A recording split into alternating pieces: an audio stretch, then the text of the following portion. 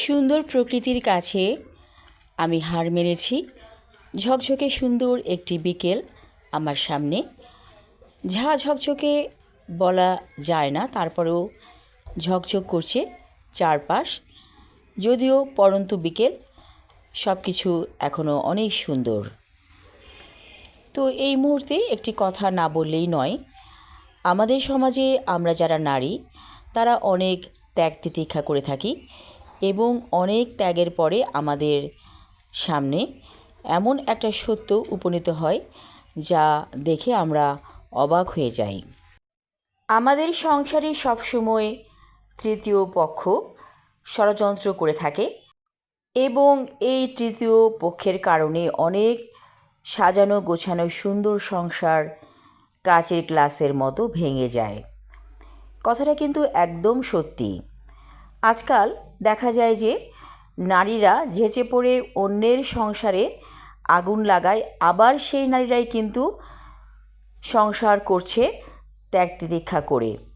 তার মানে কি হলো, একজন নারী আরেক নারীর সংসার ভেঙে দেয় এবং নারীরাই কিন্তু সংসার গড়ে এবং নারীরাই ভাঙে।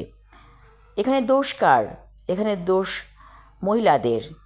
একটি মহিলা যদি অন্যের সংসারে চোখ দিয়ে রাখে সবসময় এবং সেই সাজানো সংসারটাকে ভেঙে দেওয়ার পরিকল্পনা করে কোনো না কোনোভাবে, সে কিন্তু সাকসেস হয়। অনেক ক্ষেত্রেই হয়। যদি সেই সংসারে কিছুটা স্বামী স্ত্রীর মধ্যে দ্বন্দ্ব লেগে থাকে, সেই সুযোগটা কিন্তু তৃতীয় পক্ষ নিয়ে থাকে। এখানে স্বামীর বোন হতে পারে অথবা বোনের কোনো আত্মীয়া হতে পারে। এরকম অনেক আছে আমাদের সমাজে। এই যে দুষ্ট মহিলারা, এরা সবসময় ওত পেতে থাকে কী করে অন্যের সংসারটাকে আগুনের মধ্যে পোড়ানো যায়, এবং এভাবেই কিন্তু সংসার ভেঙে যায়। আবার অনেক সময় অফিসের কিছু দুষ্ট কর্মকর্তা থাকে যারা আপনার স্বামীর সাথে জব করছে, তারাও কিন্তু যদি সুযোগ পায় আপনার সংসার ভেঙে দিতে পারে। এরকম আমাদের সমাজে হচ্ছে। আপনি অনেক নিপুণ সংসার করলেন, অনেক বছর ধরে আপনি সংসারে সময় দিলেন, যে সময়গুলো আপনার চলে গিয়েছে আর কখনো ফিরে আসবে না। আপনি ভালোবেসেছিলেন আপনার সংসারকে, আপনার স্বামীকে, আপনার স্বামীর মা বোন ভাই সবাইকে, কিন্তু একসময় আপনাকে শুনতে হলো একটি কথা যে তুমি আমাদের জন্য কী করেছো। এই কথাটা যখন আপনি শুনলেন তখন আপনার হৃদয় ভেঙে চুরমার হয়ে গেল। এবং অনেক সময় এই কথাগুলো আমাদের শুনতে হয়। আবার যারা একান্নবর্তী পরিবারে না থাকেন, আলাদা সংসার করছেন, তারাও যে ভালো আছেন তা কিন্তু নয়। তারাও কিন্তু অনেক কষ্টে আছেন। সে মনে করছে যে আমি সংসার পেয়েছি, স্বামী পেয়েছি, সন্তান পেয়েছি, আমি এখন ফুলফিল, আমার আর কিছু দেখার দরকার নেই। কিন্তু আপনি এরকম করে ভাবছেন, কিন্তু আপনার যে সাথী সঙ্গী, সে যে গোপনে আরেকটা বিয়ে করেছে কি না সে খবর কিন্তু আপনি জানেন না। এরকম আমাদের সমাজে অনেক হচ্ছে। গোপনে পুরুষরা বিয়ে করে অন্য জায়গায় তার দ্বিতীয় স্ত্রীকে রাখছে। যদিও আমাদের ইসলামে আছে যে 4 বিয়ে করা জায়েজ আছে, কিন্তু সেটা তখনই সম্ভব যদি আপনাকে সে সত্যিকারভাবে ভালো করে ভরণ পোষণ দিয়ে থাকে এবং প্রতিটা স্ত্রীর প্রতি দায়িত্ব পালন করে থাকে সমানভাবে। কিন্তু আমাদের সমাজে সেটা হয় না।